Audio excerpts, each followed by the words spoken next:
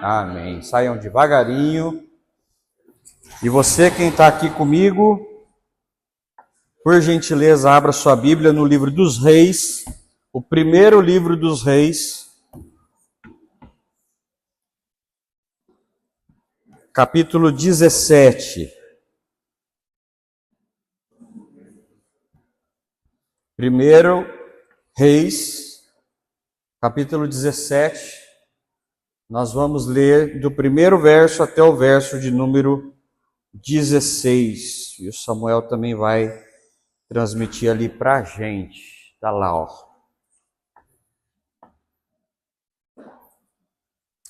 Todos acharam?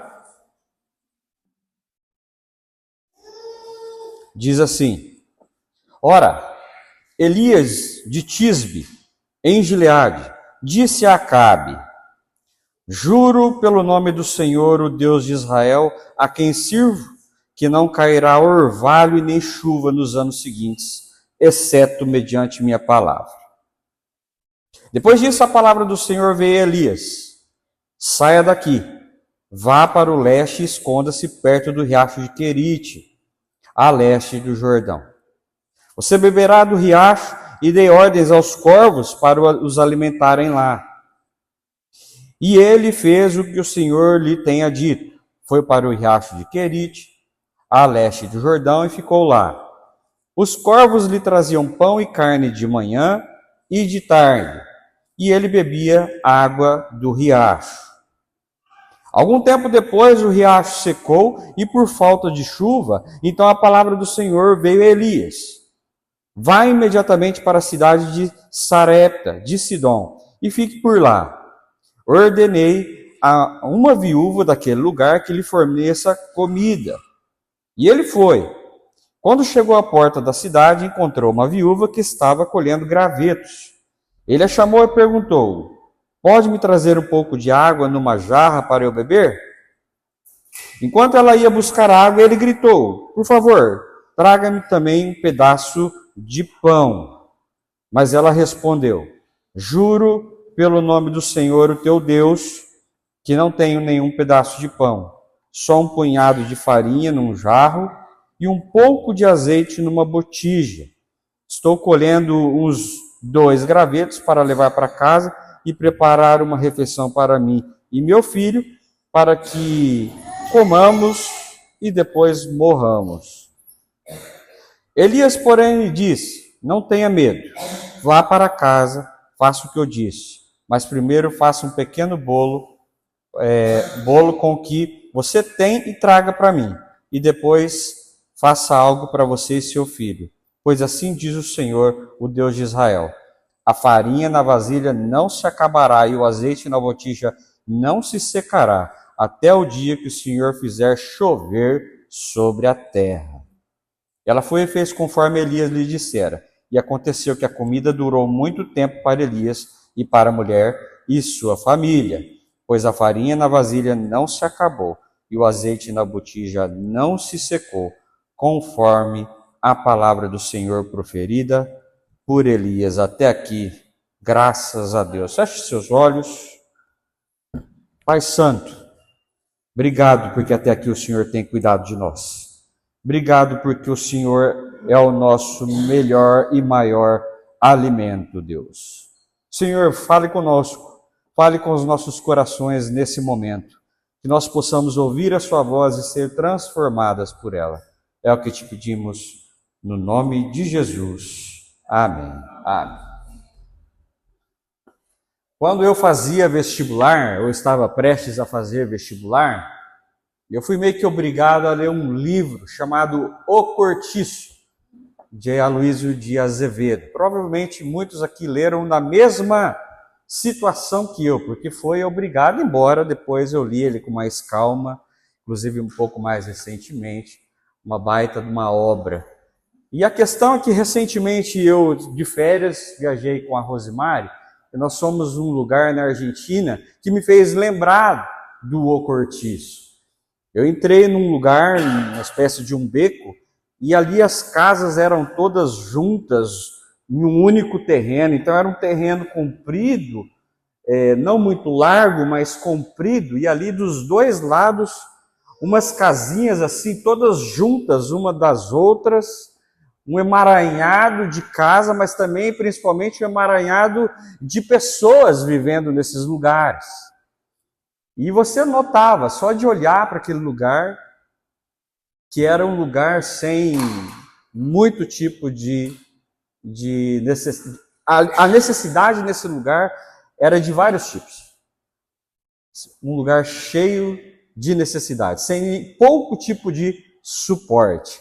Então as pessoas ali tinham necessidades provavelmente de saúde, provavelmente, eventualmente, de alimento, de privacidade. Ali não tinha privacidade num lugar como aquele, e é exatamente aquilo que eu percebi quando eu leia o livro O Cortiço. O Cortiço ali tinha uns personagens ali, João Romão, que era o dono daquele lugar, e ele era um cara meio explorador, tinha a Rita Baiana, tinha o Jerônimo, tinha vários personagens ali que se entrelaçavam na história. E quando eu vi aquele lugar pessoalmente, lá, né, nas minhas férias, eu parecia que eu estava dentro do livro.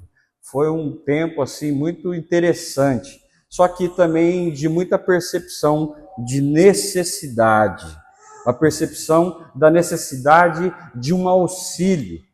E por isso o tema que nós vamos falar hoje é toda ajuda necessária, ou todo o auxílio necessário.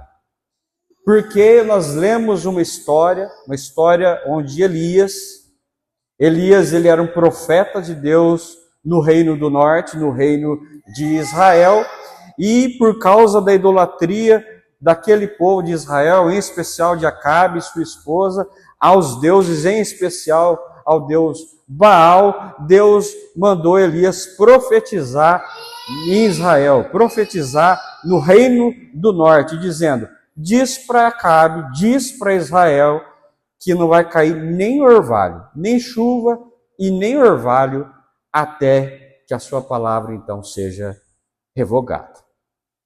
O Elias, na verdade, vai dar esse recado para Acabe, dizendo: em nome do Senhor, juro pelo Senhor que nem orvalho cairá nessa terra, até que eu dê uma nova palavra, uma palavra diferente. Aí o Senhor vai dizer para Elias: Elias, beleza, você disse isso, agora eu preciso que você vaza, sai daí, porque senão Acabe vai te matar. Sai daí. Detalhe que eu queria explicar para você: ainda não é aquela vez onde Elias foge e onde ele vai para a caverna e ali vê terremoto, vê fogo, quando ele foge de Jezabel. Ainda não é isso. Isso que eu estou falando, que ele foge de Jezabel, que ele se esconde, que ele fica deprimido, está lá no capítulo 19 de 1 Reis. Ainda é no capítulo 17, onde o Senhor manda ele fugir também. Então o Senhor manda ele fugir de homem, fugir de mulher. Mas nota que quando ele foge de mulher, ele foge bem mais, né? Acho que isso fala um pouquinho conosco, né? Quando é para fugir de Jezabel, ele vaza para bem mais longe. Quando é para fugir de Acabe, ele só sai dali e vai para Sarepta.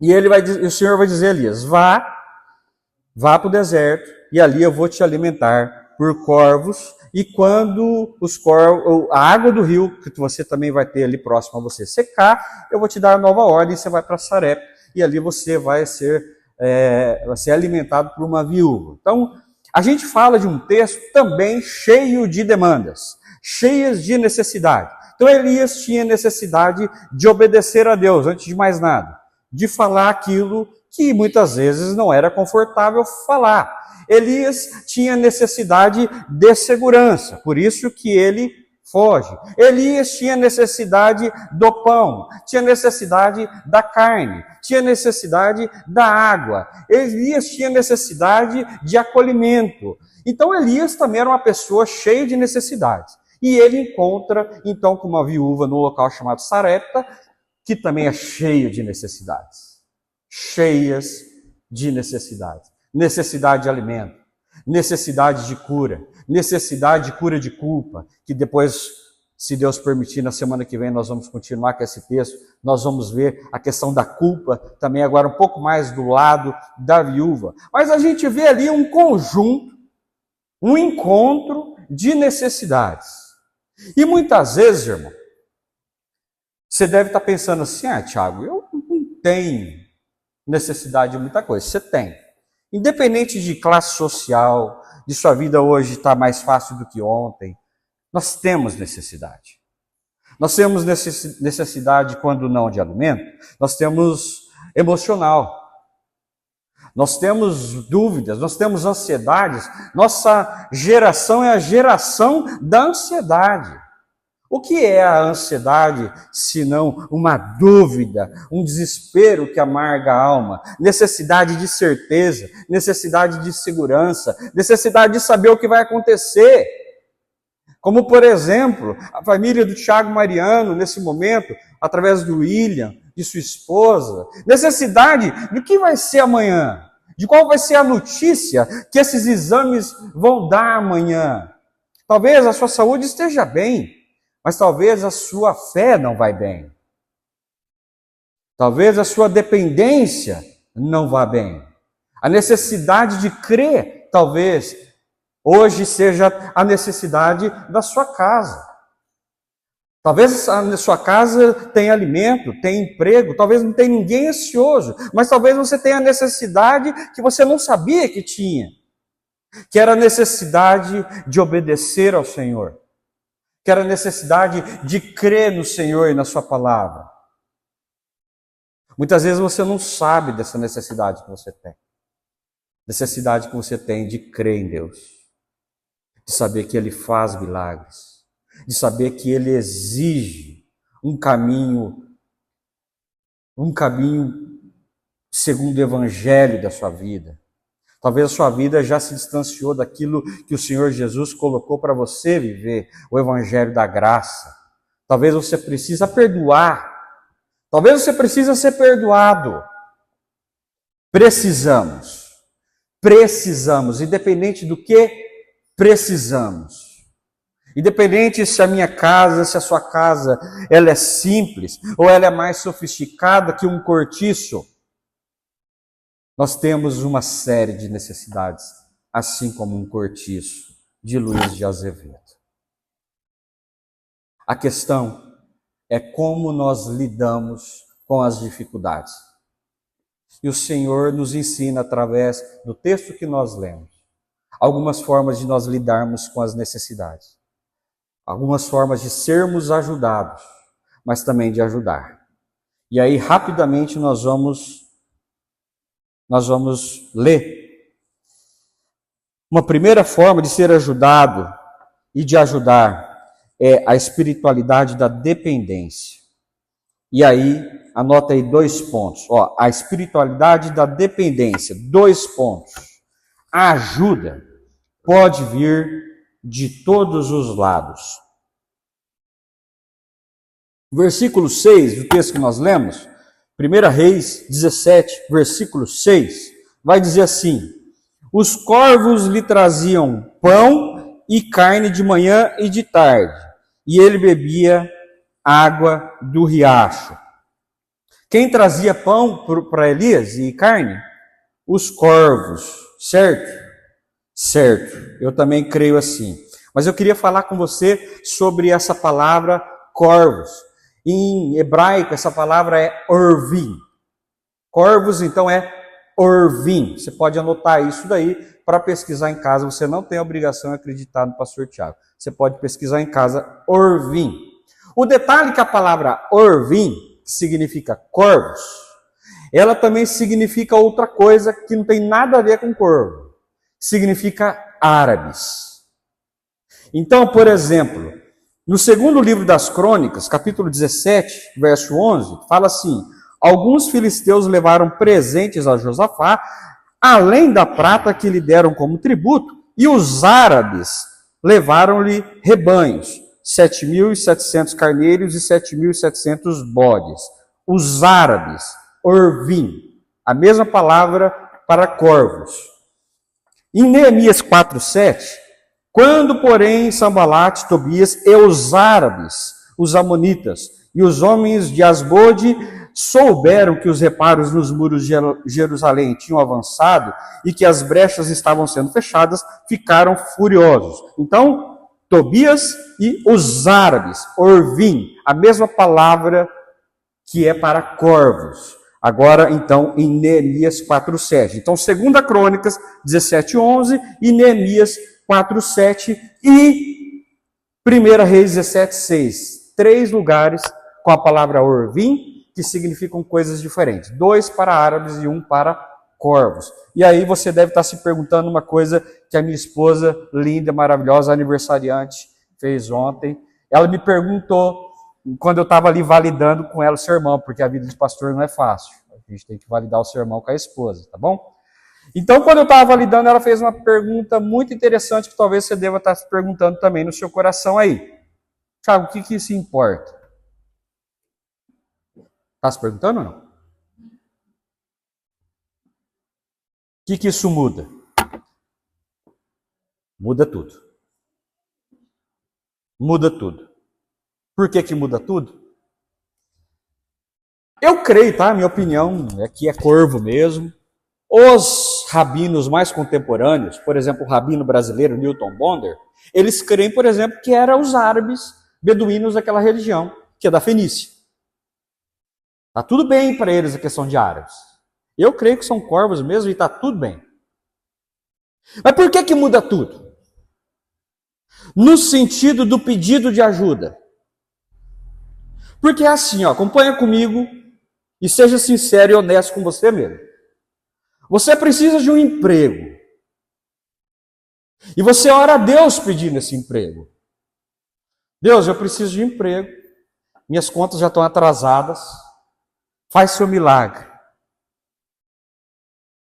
O que é mais tranquilo para você, mais fácil de você lidar lá no seu orgulhinho? Que Deus faça um milagre, você receba uma ligação no dia seguinte, ou então no minuto seguinte. Imagina que bênção. Você acabou de orar a Deus pedindo emprego, toca o telefone. É lindo, não é? E fala assim, ó Thiago, aquele currículo lá foi aceito, pode começar amanhã? Milagre de Deus.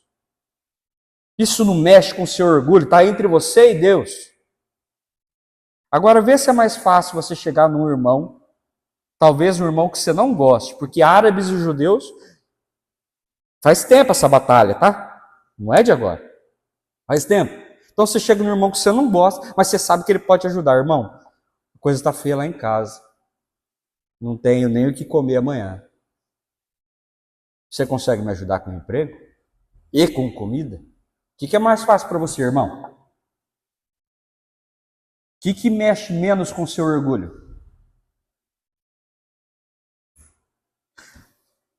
Muitas das vezes, nós temos no nosso coração que Deus tem que nos ajudar através dele mesmo. Então, Senhor, blinda o meu orgulho naquilo que eu vou te pedir. Senhor, manda um corvo para mim. Fica só entre eu e ele aqui, ó. O corvo não vai me julgar. Senhor, preciso de saúde, daí traz o corvo remedinho para mim. Senhor, preciso de emprego, traz o corvo emprego. Senhor, preciso de conhecimento, traz o corvo conhecimento. Senhor, preciso de... E o corvo vai trazendo, é muito mais tranquilo, irmão. Como eu, por exemplo, vou trabalhar com o ChatGPT ligado, no modo ali que ele conversa comigo, e eu vou treinando inglês com ele. Se eu errar, você acha que ele está aí para mim? Ele está nem aí, ele não vai me chamar de burro. Já com ele é mais tranquilo. Agora, se eu falo na frente de você, pela vez você fala, nossa, o pastor não sabe isso aí. Aí já começa. É muito mais fácil eu lidar com a impessoalidade de um corvo, entende? É muito mais seguro para mim. Então, muitas vezes o meu pedido de ajuda não vem porque o meu orgulho está gritando muito mais alto do que o pedido de ajuda.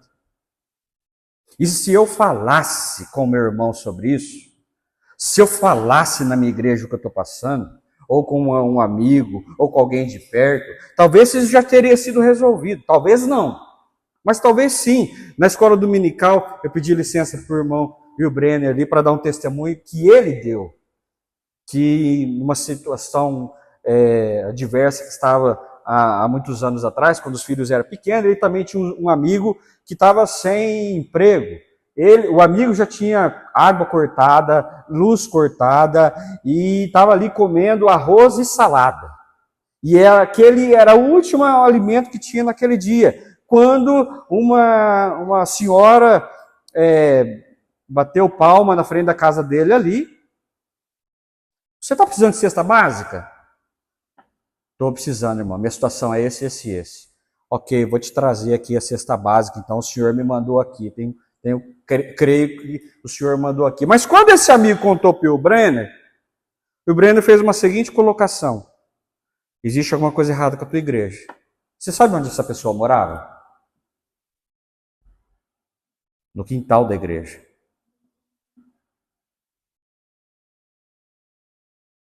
No quintal da igreja. Existe alguma coisa errada com a tua igreja.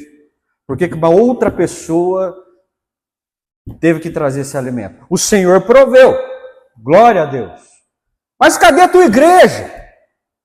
Mas cadê os seus? Mas cadê as pessoas que caminham com você, irmão? A gente precisa de gente para caminhar junto conosco, porque nós somos nada mais e nada menos que um encontro de necessidade, irmãos. Independente de quanto tem na tua conta hoje, nós somos um encontro de necessidades. E nós, como comunidade de fé, temos a obrigação de saber o que acontece com gente que é muito próxima de nós.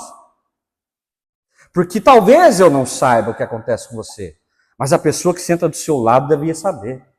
A pessoa que senta do seu lado de uma forma intencional, você tem intimidade com ela, essa devia saber.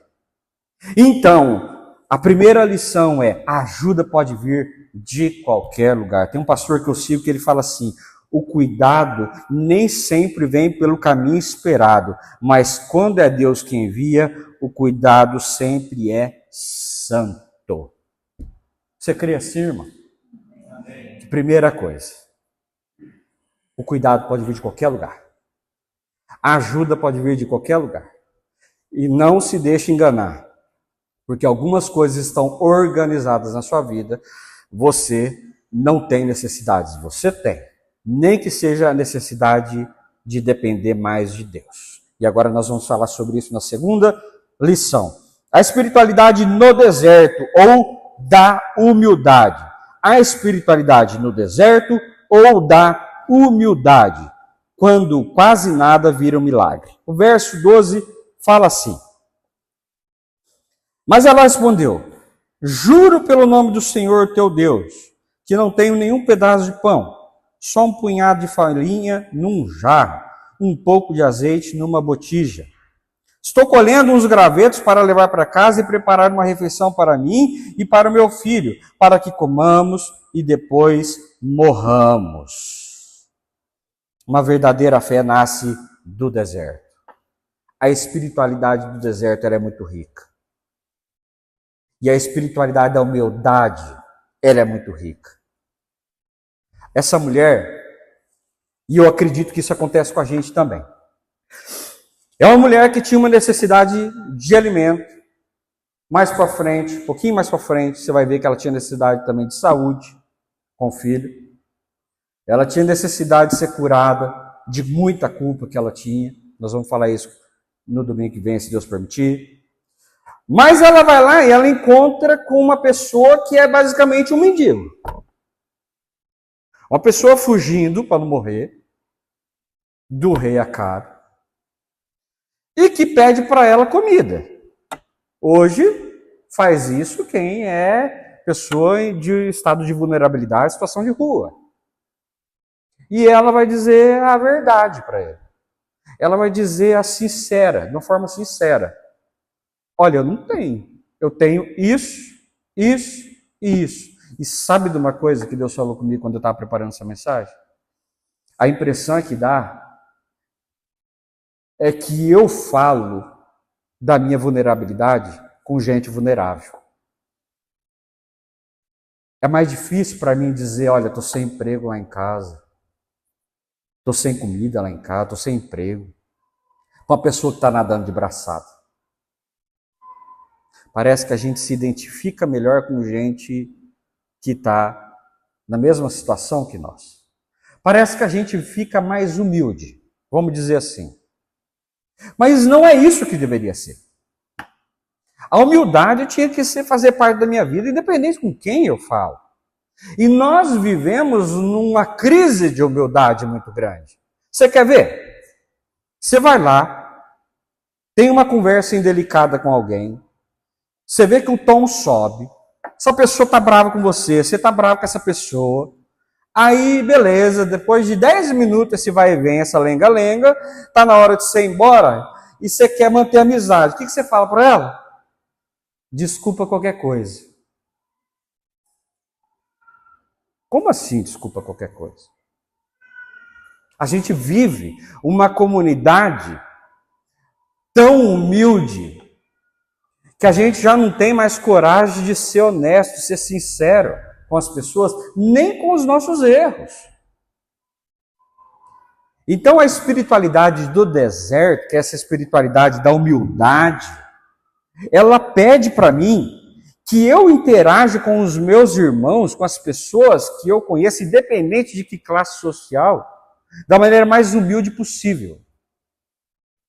E na humildade eu sou claro. Eu falo, irmão, aquilo que eu te falei no minuto 3 lá, eu falei lá, sei lá, da minha sogra, aquilo não faz parte do que eu penso, me perdoa por aquilo, eu estava alterado.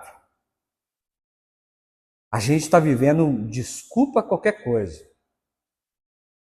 E isso não tem desenvolvido relações para a gente. Isso não tem desenvolvido uma espiritualidade saudável. Isso não tem melhorado a nossa situação. Isso tem afastado pessoas e tem te afastado de pessoas. Pessoas a qual era para você andar junto, para conhecer as vulnerabilidades. E a impressão é que eu tenho é que Deus precisa tirar coisas de mim para me tornar uma pessoa mais honesta comigo mesmo. Trazer eu no estado de vulnerabilidade maior.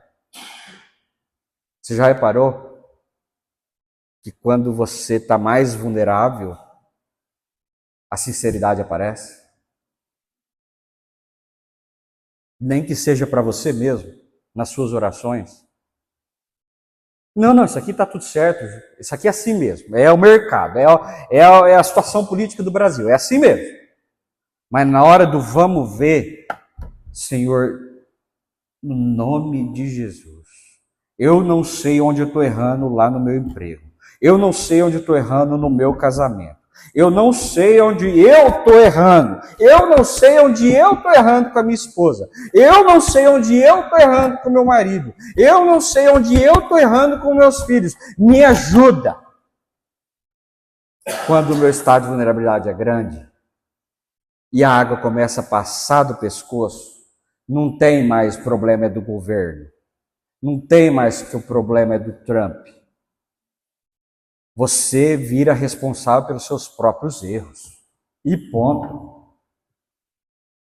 E a gente precisa melhorar o nosso estado de humildade, irmão.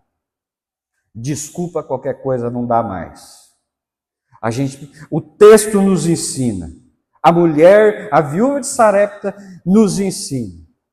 Tem um jeito formal, um jeito adequado, um jeito saudável de abrir a vida.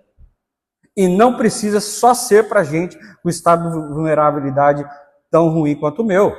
Pode ser para qualquer pessoa que o Senhor colocar na tua frente. Isso não significa qualquer pessoa na vida. Qualquer pessoa que o Senhor colocar na sua frente. Amém? Parte difícil já passou, agora vamos para a parte mais tranquila, ok?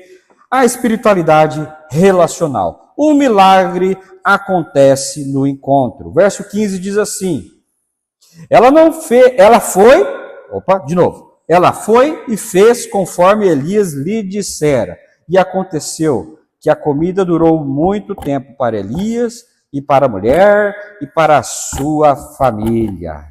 A espiritualidade verdadeira emerge quando a suficiência humana dá lugar para a dependência de Deus. E aí eu quero trazer um ponto que está lá em Marcos capítulo 6, verso 35 a 37. Marcos 6, 35 e 37. Diz assim: já era tarde, por isso os discípulos aproximaram dele, do Senhor Jesus, e disseram: este é um lugar deserto e já é tarde. Manda embora o povo para que possamos ir aos campos e povoados vizinhos comprar algo para comer. Ele, porém, lhe respondeu: dê-lhe vocês algo de comer. Eles disseram: isso exigiria 200 denários. Devemos gastar tanto dinheiro em dar pão para todos eles comerem. Então, Marcos 6, 35 a 37, Jesus está formando ali uma geração de viúva de Sarepta. O Senhor está formando ali uma geração de Elias. Então, o que acontece com Elias reverbera, e é óbvio, o Senhor Jesus já conhecia tudo até chegar ali. O Senhor Jesus se depara com um problema de pão e ele fala para os discípulos algo que os discípulos já deviam saber, porque também conhecia o texto histórico de 1 Reis. A gente tem que dar comida para si mesmo. Nós somos um ajuntamento de necessidades. Então o Senhor Jesus lembra a eles: vocês são geração de viúvas de Sarepta. Vocês são geração de profetas. Vocês deveriam carregar o espírito de Elias. Quando vocês cruzarem com viúvas, vocês têm que levar o espírito de Elias, o espírito da multiplicação. Olha, não vai faltar pão. Até que o Senhor faça chover de novo, não vai faltar pão. E você sabe por que não vai faltar pão? Porque nós estamos aqui com você. Você e eu, irmão, somos uma geração de gente com necessidade. Somos, independente de quais necessidades que eu já expliquei aqui, mas também somos uma geração de profetas, de querido.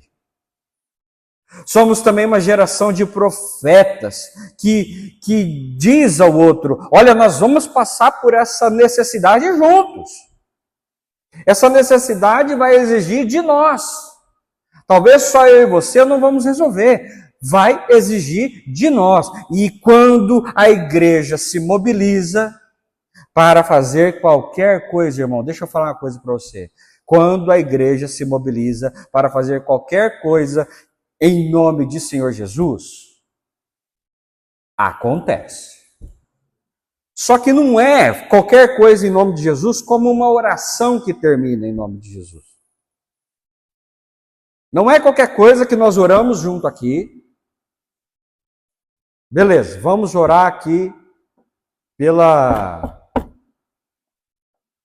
cura de alguém. E a igreja inteira empenhada. Ora pela cura de alguém. E termina essa oração. Em nome de Jesus, amém. Isso é certeza de que a cura vai vir? Não, porque não é isso que é em nome de Jesus. Em nome de Jesus não é um encerramento de uma oração, amém. Em nome de Jesus é aquilo ao qual Jesus fez. Jesus ordenou. Jesus ensinou. Jesus já colocou no seu coração. É sua obrigação, igreja. É obrigação dessa igreja ser alimento nesse bairro. Eu não vou pedir para você erguer a mão. Eu não vou. Mas eu quero que você pense sobre isso. Quantos de vocês é aqui do bairro? Não levanta a mão.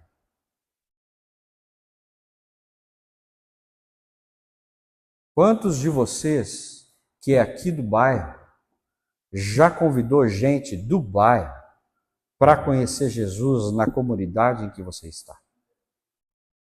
Pelo amor de Deus, não levanta a mão. Depois você vai brigar comigo.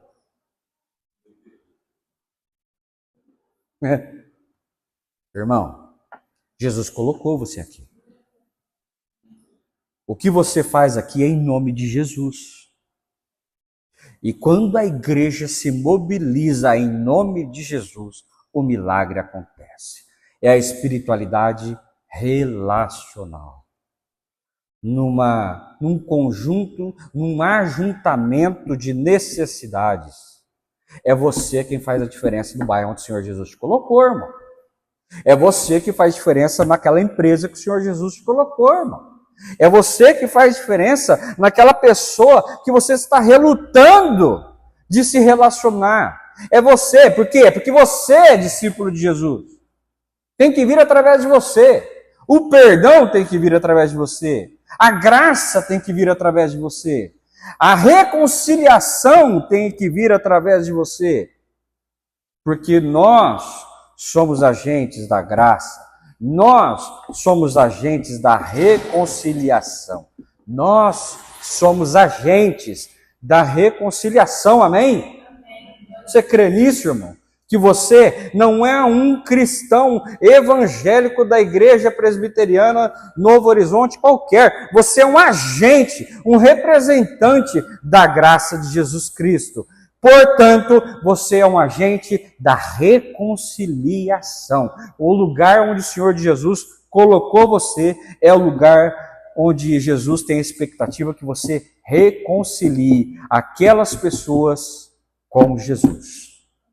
Porque Jesus reconciliou aquelas pessoas com Deus. E elas precisam saber. E elas não sabem, porque tem ódio de Jesus no formato de ódio de crente. Então você que é agente da graça, precisa ser o agente transformador de ideia. Olha, eu sou crente, mas eu não sou qualquer crente. Eu sou um agente da reconciliação. Eu não vim aqui falar de religião para você. Eu não vim aqui falar de posição política de igreja nenhuma. Eu vim aqui dizer que você é reconciliado com Deus, o teu Salvador. Portanto, essa culpa que você vive, ela está acabada no nome de Jesus. Amém? Feche seus olhos.